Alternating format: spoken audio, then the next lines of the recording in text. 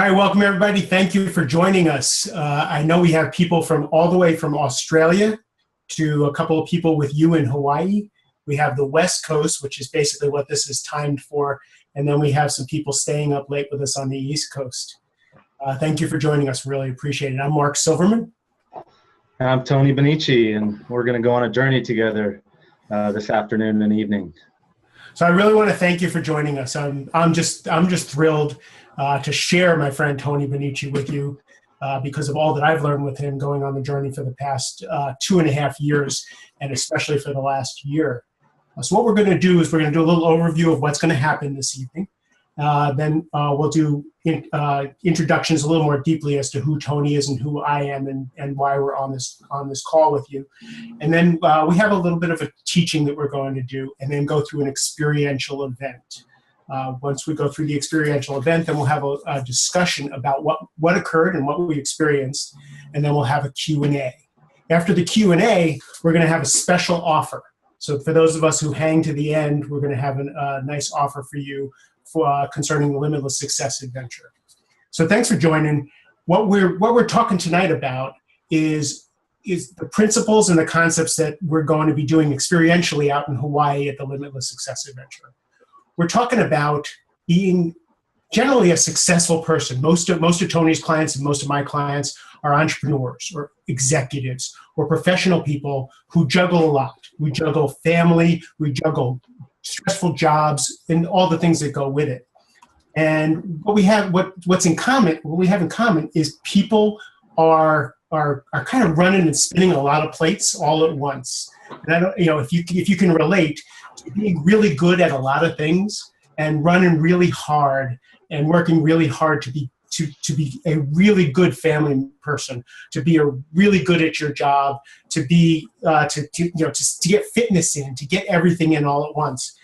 When those stresses hit, the question is, how do we stay our best person? So the processes that we're going to go through and what we're going to talk about now are going to help us be better at work, so that when the stresses at work hit us, we can get to center better. When our relationships are stressful and we have fights or something like that, how can we get to be a better and more centered person?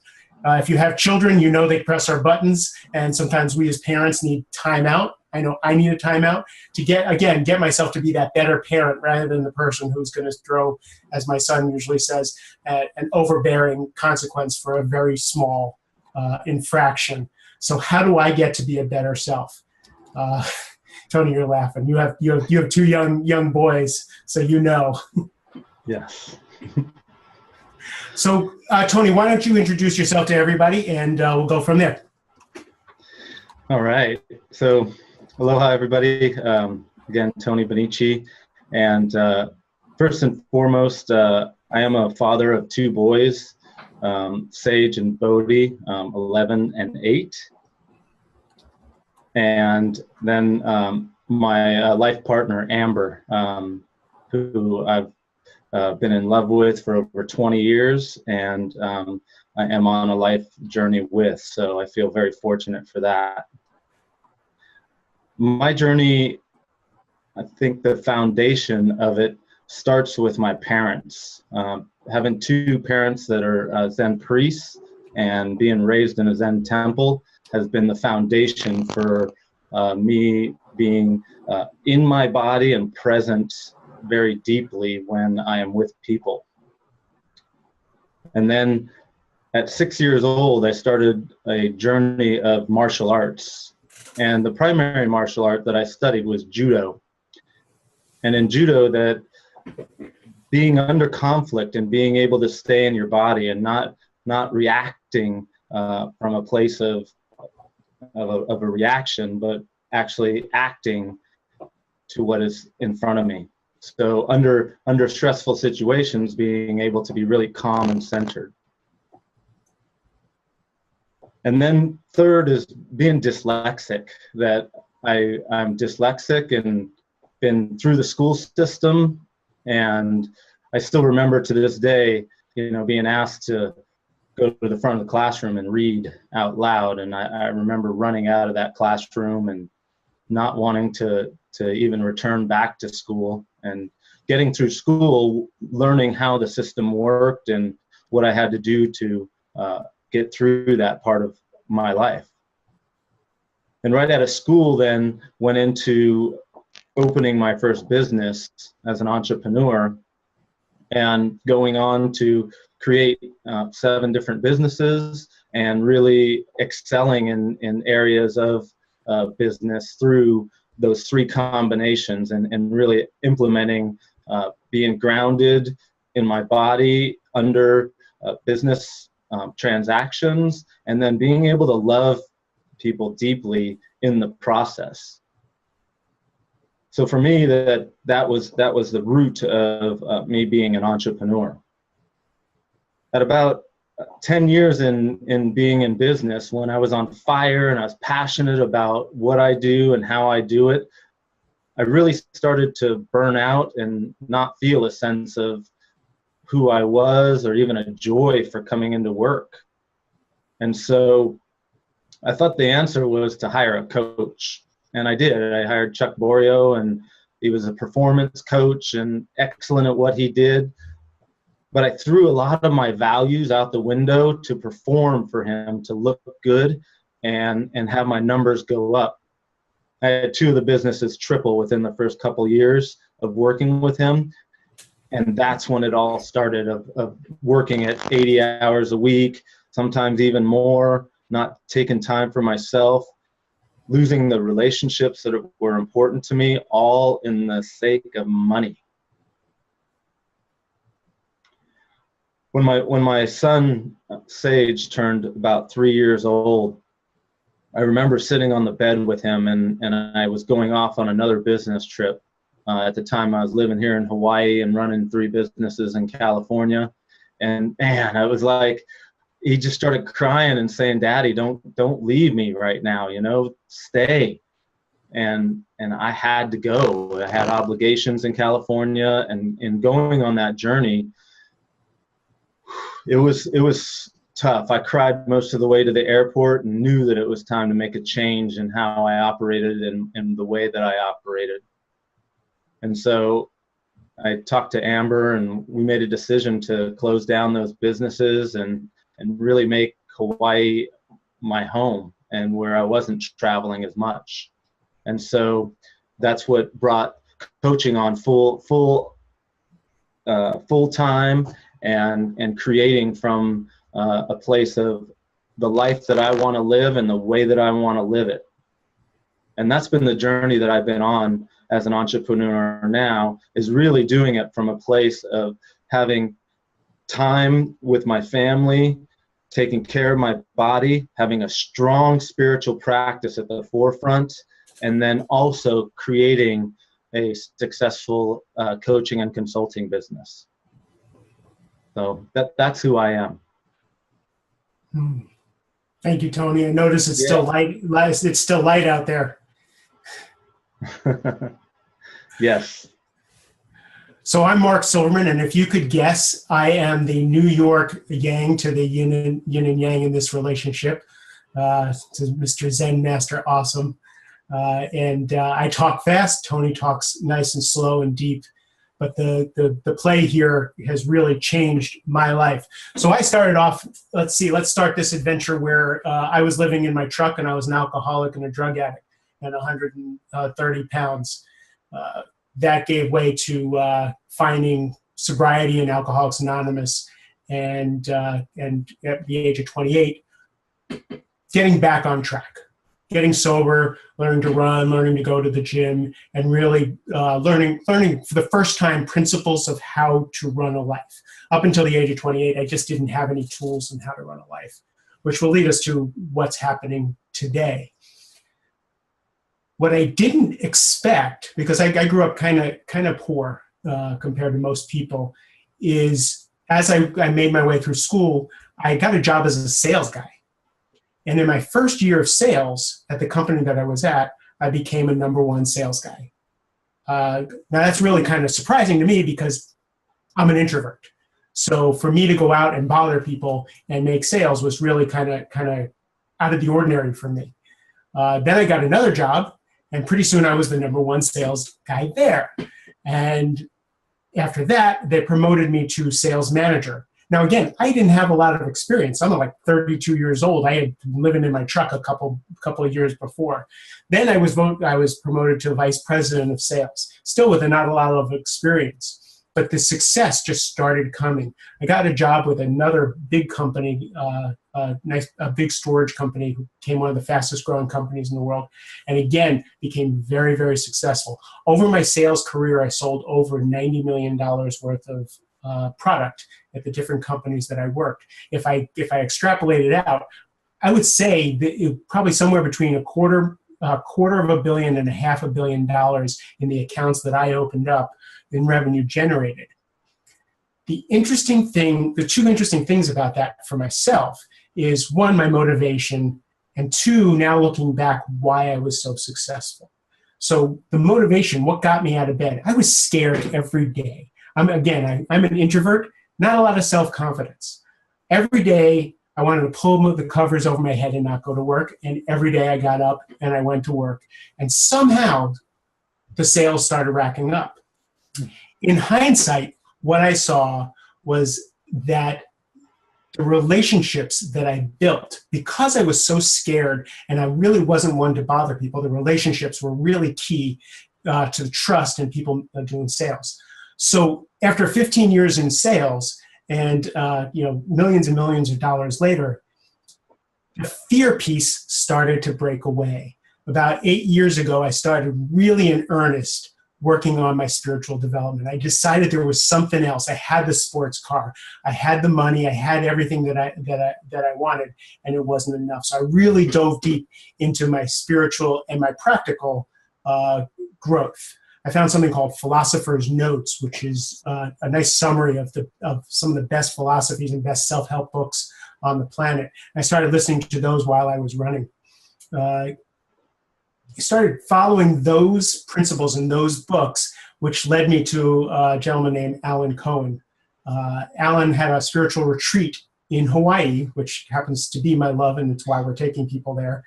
And when I signed up for his retreat, he called me up and he said, Mark, I have a hunch about you. My intuition says you would be really good in my coaching program. And I said, I don't even know what coaching is. So I don't know what I'm a sales guy. And he says, well, many salespeople do coaching and it enhances their sales. And if you don't like it, I'll give you your money back. So I joined his program, and it took me about a month and a half to figure out that this is exactly what I wanted to do and exactly why I was successful at sales. It was the relationship building. It was being interested in people and being interested in other people's success as much as my own success. So we fast forward to learning how to coach, learning how to help other people reach their goals, and I realized that it was time for a transition.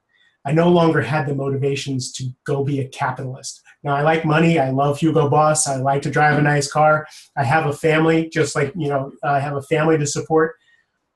But the prime motivation is to help other people get where they want to go. So that's the transition into coaching. Now, for me, the reason for this webinar, for going to Hawaii on the Limitless Success Adventure, and my partnership with Tony, is what I've discovered is that most of my clients are running on those fears that I used to run. They're caught up in I hate to call it the rat race, but they're caught up in that spinning wheel that they can't seem to let go of. They want something different, but they can't figure it out. They don't want to come from that fear or the uncomfortable motivations that they used to come from. And what I found in working with Tony over the past year, and we're going to go into it, is another way of being, another place to come from. So I can't wait for him to share his teachings with you that I've implemented in my life. So Tony, I'm going to pass it over to you, and let's start talking about what you and I have learned about being businessmen and how to move forward.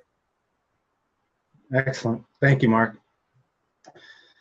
So the first thing that I want to introduce, or it may not be something new for any of you, that to introduce the gut instinct, or in Hawaiian they call it the na'au, and in Japanese they call it the hara. but this place inside yourself that is that little voice that may maybe be speaking to you that is very subtle, but yet continually is there in your life, that doesn't go away. And some people say that they can hear the calling from it. I know as a young boy that I started to experience what that gut instinct was like for me when I was like riding a skateboard down the street, and I'd hit a rock, and instead of falling flat on my face, that I could actually instinctively roll and not actually splat, but do a roll and land on my butt. And so there was something that was letting me know how to react faster than my thinking. And so that was the first beginning in for me, the exploration of what that gut instinct meant for me. And as I became an entrepreneur, I got to see it, the first part of being an entrepreneur when I started working with my coach was I noticed that I would ignore that voice. And one of the most distinctive areas that I noticed it is when I started hiring employees. I would receive hundreds and hundreds of resumes that would look amazing. And I would do interviews and really talk to a lot of people. And I would read a resume and be talking to somebody, and there would be something inside of me that felt off, that it wasn't supposed to hire this person, but on paper, it looked really good. And I distinctively remember hiring one of my business managers, where I heard that little voice and I overrode it. And I said, I'm hiring them. And as I started to develop the relationship, I actually was being embezzled and lost a lot of money by not listening to that voice. There was something inside that was telling me that something was off with this person. So by not listening to the voice, I actually got to see how the voice actually, that gut instinct, or I'm going to use the word na'au for now on, since we're coming to a Hawaiian adventure, of this place inside myself that is a very quiet and whispering voice that lets me know and guides me on the direction that I'm supposed to go. And I always have a choice to either follow it or take a different direction. And the practice of constantly being in relationship with what my thinking mind, and then also the na'au, or the gut instinct. So the area of the na'au, that's what I want to bring to really to the Limitless Success Adventure and to everybody on this call today, to really have a name for it and an experience of what it's like to be in relationship with the na'au. That's so beautiful. So my experience with what Tony's talking about is that there are a lot of paths to get to hear that whisper. I wrote a book about setting boundaries, about looking for the fears that motivate me. Am I doing things because I'm afraid to do something, or because I'm afraid not to do something? Do I have a should embedded here, that I'm supposed to be doing this even though I don't want to? And that experiment for me of culling off other people's agendas and really finding out what that still small voice was for me has been my journey. It's, there's a million paths to quieting all the things around you so you can hear this voice. And we're gonna take on this journey one particular path. When we go out to Hawaii, we're gonna help you develop your own path. So here we're gonna do an example of what we've learned, and then we're going to help you find your path, so that when you leave the Limitless Success Adventure, when you go off and you take these principles, when you just kind of figure out that separation between everything that's going on over here and everything that's going on in here, and really get that gut instinct or the hara or the na'au to really get connected to that, you have your own practice that you take for the rest of your life. So Tony's going to take us through the first experience in a breathing exercise that I've found is essential in every group you've taught it to, is just, really found something special about it. So go ahead, Tony. Yeah, Mark, can you talk a little bit about the fear and bring up, about how fear is driven that area to work with fear and success at the same time? Well, on one hand, the fear and the shoulds have been part of my success. So, I'm really glad that I had them, because they got me up and out in the morning. They got me to do things that I wouldn't have done normally. Now, on the flip side, that fear also will have me not do things that are really, really important to me, or things that I might want to be. I think I'd much rather be an oceanographer than a sales guy. So that's how the fear kind of worked for me, which got me motivated. But then after a while, when I'm running on that fear, replenishing myself, I'm basically running on adrenaline and fumes when I'm running on fear. And I can't sustain that. For women, men run on testosterone, women run on adrenaline. Women run out a lot faster than men, but both of us, it's just really, that's why there's burnout in our 40s and 50s and midlife crises. So when we learn your way, there's a way to replenish ourselves and come from something else so that we can sustain that motivation. Yeah, thank you, Mark. I wanted to expand on that a little bit more and anchor that in about fear. So this next piece that we're going to go into is an experiential piece. So I want to invite you to sit up in your chair or wherever you're at and make yourself comfortable, so maybe that you can feel your sit bones and wiggle your bottom around and look at your posture. Are you slouched? Are you sitting up straight? And really just feel what it's like to move your body.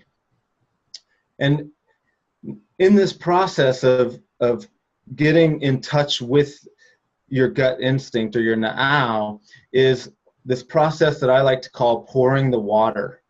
And when you pour the water, I like you to visualize a vase that comes down right below your belly button. So the vase comes down and then makes a big circle, and it's right at the base of your belly button. And your breath is, the visualization is like it's water. So you're pouring water down to the bottom of the vase, and you fill it up from the bottom up. And a good way to make sure that you're breathing down into the bottom of your belly is to put your hand right below your belly button. And then, so when you take a breath, breathe in through your nose as if you were pouring water down into that bottom of that vase, and fill it up with water from the bottom up, and you'll feel your hand expand out and then relax your breath so that it then contracts. There's no forcing, there's no pushing. It's very natural to pour the water as you take a breath. As I'm talking, be aware of what your breath is doing right now. Are you breathing up from your chest and taking these big chest breath, or are you able to breathe down where my breath is really down in my belly and my chest is barely moving? Now, the neat thing about this pouring the water is that this is the way that every single person came into this world, and were breathing from the na'au as an infant. As soon as you came into the world, then you were breathing from your na'au. And as you start to develop your thinking and start to get judgments, what works and what doesn't work, your breath starts to come back up into your chest, and your mind starts to say, well, you only need to just breathe a little bit down into your belly, or even up into your chest to survive. So you really don't have to breathe down there anymore. And this is what really will serve you. And you don't need your na'au anymore. Let's let the ego do the running, or your mind really develop and run the show. So continue breathing into your na'au as I'm speaking of this, and you'll see, maybe you might start thinking about, what is he talking about? And it'll take you away from your breath, and return back to your breath and follow it all the way down and fill it up from the bottom up. As you go away from this call, that to continually practice this when you're driving in the car, when you're talking on the phone, even before you go to bed and when you wake up, that you can really, it's just like a muscle that you can train and develop, that it operates even more than operating from your ego or your thinking. So to continually practice at a daily basis, my father always said, daily life practice. And for me, that is what it is a continual practice of the relationship between my na'au and my thinking. Tony, this is too fun. This is too fun. I want to disrupt this. Okay. I don't like all this peace and quiet. So I'm taking over the call. So now that you were nice and relaxed by what Tony was doing, let's have some fun. Well, stay with your breath though at the same time. No, God, they're gonna try, but they're not gonna be able to. So while Tony's trying to get you to be relaxed, I'm your boss. I'm your kid. I'm your significant other. Whatever your trigger is, I want you, I can't see everybody on the call, but if you're there, I want you to take some time and really think of a moment, maybe today, maybe yesterday, it happened this week, I'm sure of it, that really riled you, that knocked you off the beam, that knocked you off your game. Someone pissed you off. Someone scared you. Someone threatened your livelihood, or you made up that they're threatening your livelihood. That's a big one for me. Really get in touch with a stressful situation. I want you to take a moment. I want you to feel the feelings. I want you to have the thoughts, those outlandish thoughts, the ones where I'm going to lose my job and I'm going to live under a bridge. I don't know if I'm the only one who has those. I want you to feel the constriction in your chest. I want you to feel how tight you can get when something is threatening, whether it be your boss, whether it be your significant other, whether it be the television set saying something that you don't want to hear or that scares you. And I want you to feel how tight you are. This is how we go around life. We walk around the office, we walk into somebody's office, and they throw us a curveball. We go home, and our kid, my kid, took the car where he wasn't supposed to go. And I want to react. The question is, do we want to react from there? And for me, I know I don't make the best decisions, I don't have the best conversations, and I don't have the best outcomes from here. So as you're feeling all that in your body, and now that I really kind of disrupted the zen that Tony has brought you at. Yeah, I'm going to take this right back from you, Mark, and there you go. I'm going to invite you, as you're breathing into your na'au, to close your eyes and go back to that place of that calm, that centered for whatever it is for you, that you really pay attention to the breath and let go of the experience of those areas of your boss, your relationships, your kids, and find that calm place in your body.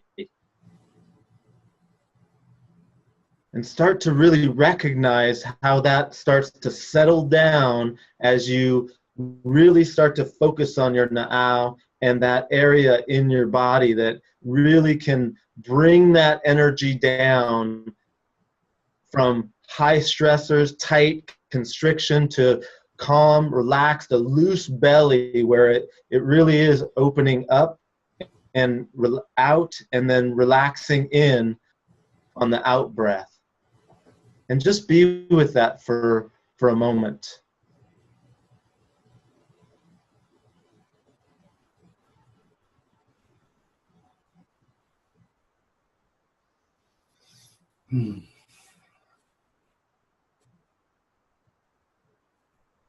And stay with that sensation and slowly open your eyes and have visual again as you're still paying attention to your breath and breathing into your na'au. Follow your breath. Pour the water as you can see what's going on in this webinar. You'll watch what's happening in your mind, but stay with your breath.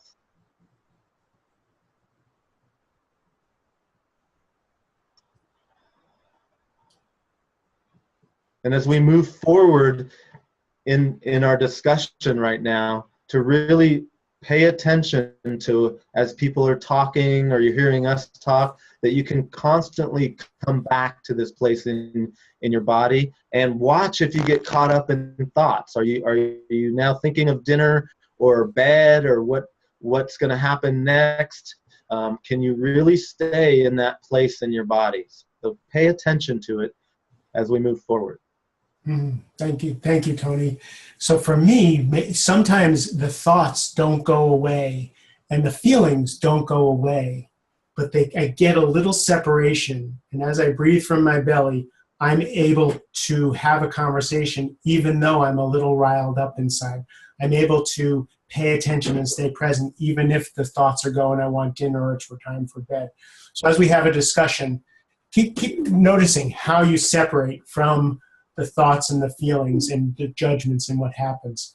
So this becomes we want to anchor this in to become the new normal. So we'd like to have a discussion about what you've experienced. We'd like to have some hands. So if you would, just in the chat box, if you can find the chat box, send a note to Robert so that he can unmute you and you can share about your experience if you'd like to do so.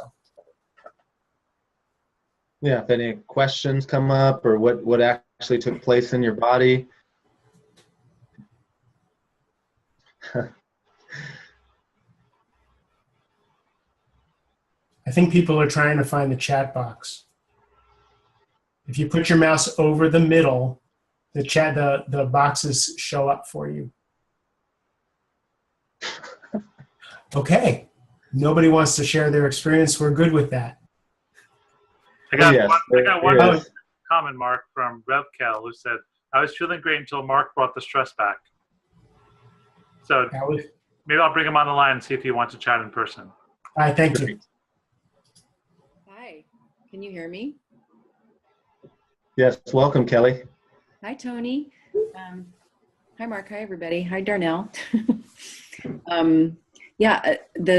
It really helped to do the practice, but then Mark, when you came back and I really got into it and I was feeling really relaxed and really present with my breath. And then when you came back and you were the boss and all that other stuff, I immediately went to, I got super stressed. And so I was just trying to be with it, trying to pay attention to it. And I just noticed I had this tightness in my chest and it was kind of hard to get back to pouring the water a little bit. Yeah, and Kelly, that's the practice right there. The more that you're in relationship with the stressors in your life, and then also from a place of then coming back to your na'au, and for me, sometimes I get so hooked into the stressor that I'm deep into it. Sunday, I was hooked by it, and I thought, man, I just want to go run and hide, and then it took me all the way till the morning to really get back into my na'au and come from that place and be able to show up to my kids and my family and my work from that place. So it is a practice to really anchor into the na'au. I love it. Thank you. Thank you. It's a nice smile, Kelly. Do you see the path that the practice is taking you down? Oh, definitely. Yeah, and it's actually, I've done a lot of, meditation and prayer and things like that, but this is kind of a different avenue, actually. and it's clarified for me the whole possibility of the deep breathing in a way. Somehow it's different in a way that I'm getting it in a whole new, different way. And that feels really exciting and empowering. Beautiful. Thank you, Kelly. Yeah. For me, I've meditated for years, but I've always thought that I was trying to meditate the feelings away, trying to meditate the thoughts away. And when I started working with Tony and this philosophy, what I realized was I'm turning down the volume here and then turning up the volume here. And I don't know that I'm ever going to get rid of the feelings. I don't know that I'm ever going to get rid of the thoughts, but I can now act independent of them. And to me, that was the biggest revelation to change everything that I'm doing going forward. Yeah, thank you. Thanks, Kelly. Is there anybody else who'd like to share what that was like for them? I'll bring Wendy on the line for you guys. Thank you. Welcome, Wendy. Hello, am I unmuted? We can hear you. Caller, you're on the line. I know. I'm on my iPhone. I was just looking for the chat box because I was curious on my iPhone how to do it. I think it's funny because I'm noticing the dynamics between like the way Tony does things and the way Mark does things, and I'm actually noticing like there's a lot of that in me. There's like different people running the show at different times. Mm-hmm. And I'm just appreciating it. I'm trying to think what my question is.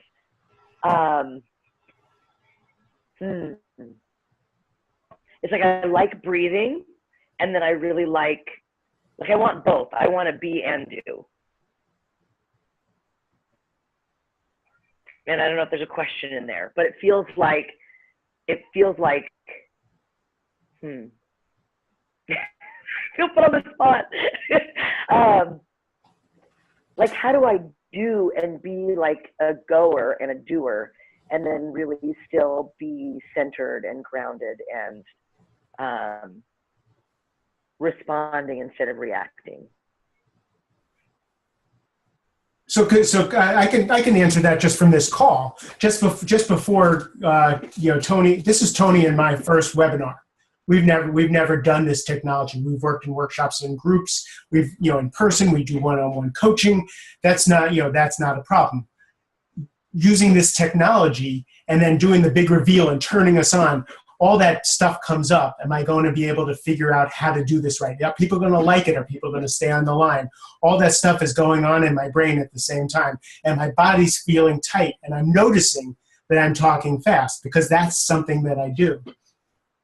For me, this breathing and this slowly separating allows me to let go of the judgment, let go of falling into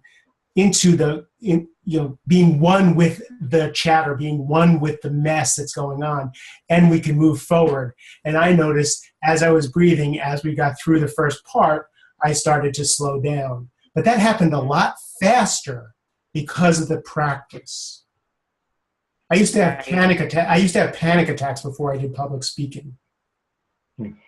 It's funny when you say falling into the chatter, because that is definitely something I can engage with. Like I can definitely get caught up in falling into like the chaos or the race, right? And the race is just created myself, but I definitely fall into it. And then it's like I look around, I'm like, what's going on in here? Like, why am I here? How did I get here? And it's, I guess if I'm hearing you correctly, it's more like just like bring it back to the breathing, bring it back to the now, and just like in the moment. Yeah, it's a constant. I like to use the word dance. The thinking and the emotions never go away, and my relationship with the now and constantly coming back is the practice to really, when it's not bad or good to be caught up in the thinking and the emotion, and then the process or the journey of coming back into my center, whether it's through support from somebody else, whether it's through my spiritual practice, that I start to really develop a way to create things in my life that support me in coming back. When I was on Sunday, when I was really hooked into that I was just wanting to shut down, that Amber really supported me in coming back into my body and reminding me that, I come up with, I'm not good enough, I don't have any value, all these things are running in my head. And then to have the practices and the support to come back to that, Wendy, I think is the journey of that it's a daily practice for that. Mm-hmm. So for me, the finer point is pushing down that part that is messed up inside and hiding it from anybody. So kind of like repression, like don't let anybody see I'm nervous. Don't let anybody see that I'm scared. Just keep moving forward to, it's a parallel thing. I'm nervous, I'm scared, I feel this, and I'm moving like this at the same time. Yeah. It takes so much less energy to go that way rather than suppressing. Yeah, because the pushing it down is exhausting. Yes. And it's not only exhausting, it's really hard to be like authentic and brilliant while I'm pushing it down. Where if I just go, well, I'm fucking scared and here we go, breathe through it. It's actually more creative. Yeah, cool. You got it, Wendy. Yeah, that's great. Yeah. Thank you. Beautiful. Thank you. Thank you. Robert, are there anybody else wants to share? Ryan gave a little note on the board, so let me just bring him on quickly and you can abuse him, Mark. Hey, aloha, Ryan. Hello, everyone. I'm ready for Mark's abuse. Mark, I'm like seriously 15 minutes from your house right now. That's not my wallpaper behind me. That's hotel room. Oh, you're in a hotel near DC? Yeah, I'm in DC. So I don't necessarily consider myself stressful by nature, but as you started talking about work and family and for me being away from them, like I literally could feel my chest constrict. Like I just had, did a few reps of bench or something, like my whole chest tightened up and I could feel myself like tightening up and the muscles contracting, and just having that awareness that just by you saying it, even though I don't think I'm stressing out or stressed out about it or it affects me, it had a physical effect on me, as you were saying. It was fascinating. You're welcome. That was my job. I'm the stress on the left shoulder, and Tony's the on the right shoulder. Yeah, thanks. And Ryan, I think you bring up a key point, that the subtlety of it, like, I'm a happy person, everything's great, nothing's wrong in my life. And I operated that way for, that 10 years that I was working with this business coach. And here, I acted or even, pretended that everything was really good. And in my mind, I was clear that I was happy and nothing was, wrong, period. I was making lots of money and had, what I thought were deep relationships. And that when I started paying attention very subtly to where the areas like that you could feel the constriction, or that, that my body hurts in certain areas, that it brought awareness to it, so then I could work with it on a deeper level. So great point on the subtlety of it. No doubt. And thanks for naming the thing that I always feel inside of me, my intuition. Like, I have the good devil and the angel that sit on my shoulders and tell me things. There's something inside of me I've never really had a word for it. Maybe the Holy Spirit. I'm a Christian guy, so maybe the Holy Spirit or something like that. But I know it's saved my life in the past, and it's got me, like the literal of saved my life in the past and got me out of things. And it's the way I interact in my truest form with people. They're like, well, how did you do that? And I'm like, I have no idea. That's comes from somewhere different. So I appreciate you naming it for me. So at least I could call it something. It's tangible and identifiable now. That's it. The na'au. You have a name for it, you know? Yeah, thank you. And you know, people come at it from different places. Whatever it is for you, it all comes from the same place. We just all name it a little bit differently, but it's that still small voice that we want to clear the record out for to be able to listen to. So thank you. So we'd like to start to wrap this up. We're 15 minutes to the top of the hour. Questions about the event, questions about any of the practices. Let us know. You can type those into Robert, just raise your hand with Robert, and then we can unmute you.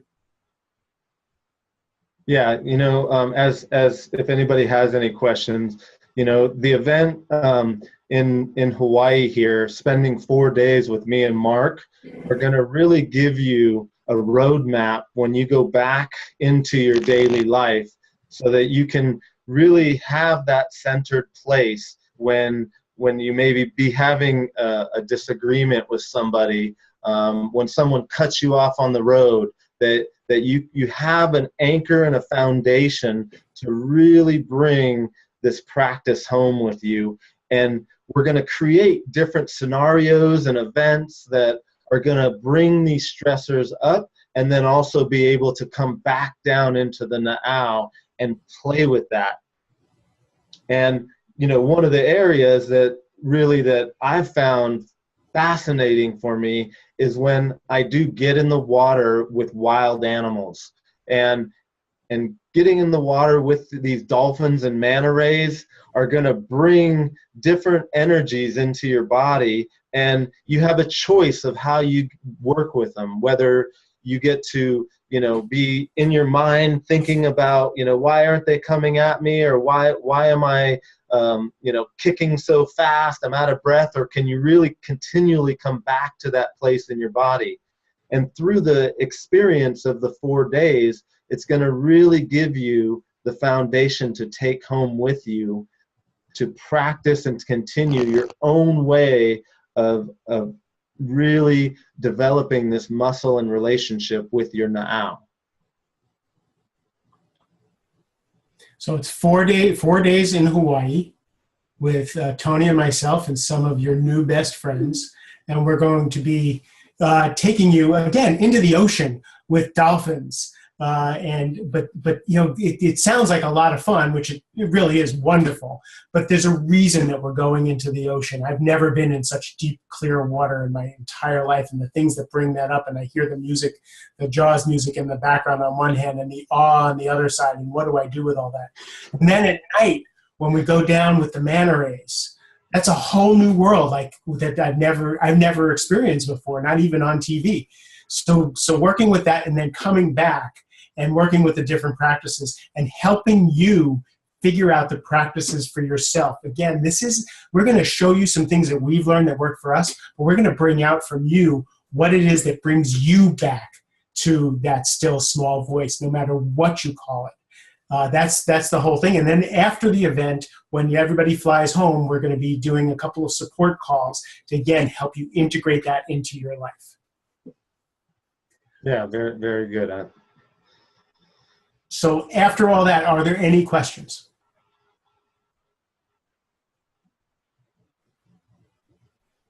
Do we have Jeopardy music, Robert? And feel free to reach out to me or Mark, you know, via Facebook messaging or email. We'd be happy to answer any questions, and even jump on a call to answer any of your questions. I wasn't called on, but I do have a question. Okay, yes. Thanks. So it's funny because I actually had to leave this call because I had one of those calls from somebody I didn't want to get a call from. So I'm doing the breathing exercise and my phone rings, it cuts off the call, and my heart is just racing. And I'm like, in my mind, Tony's voice is like, just breathe through it. Just breathe through it. So case in point right there. Thank you so much for that.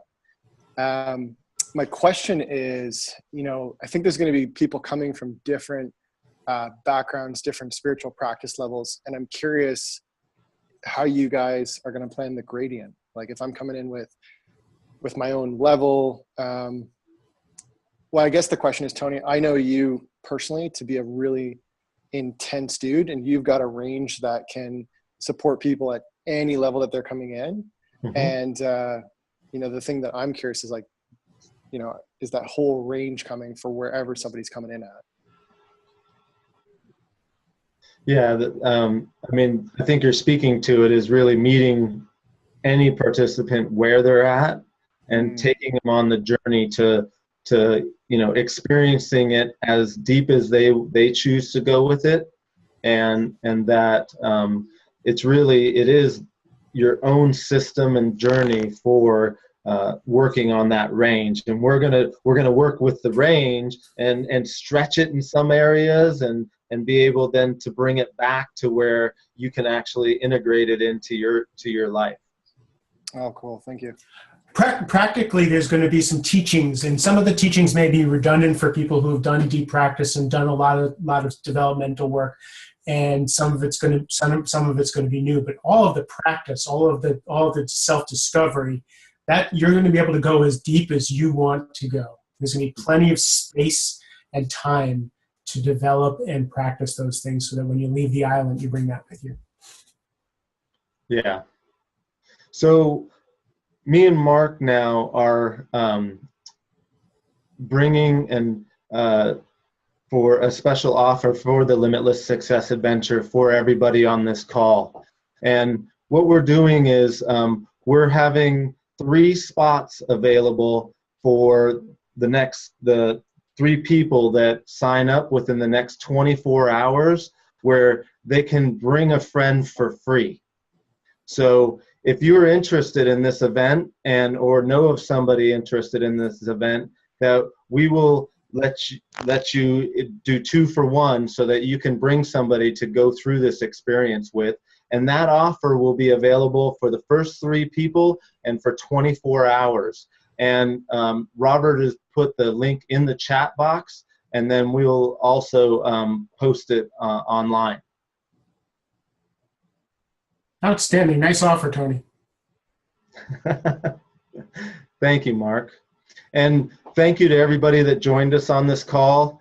We look forward to seeing you in Hawaii and going on this journey together and developing these deep practices and experiences. You want to wrap up with anything to say, Mark? No, I'm just grateful that people joined us on this journey. To the people who listen on the recording, thank you very much, and we can't wait to see you in Hawaii. Yeah, big aloha to everybody here from Hawaii, and look forward to seeing y'all.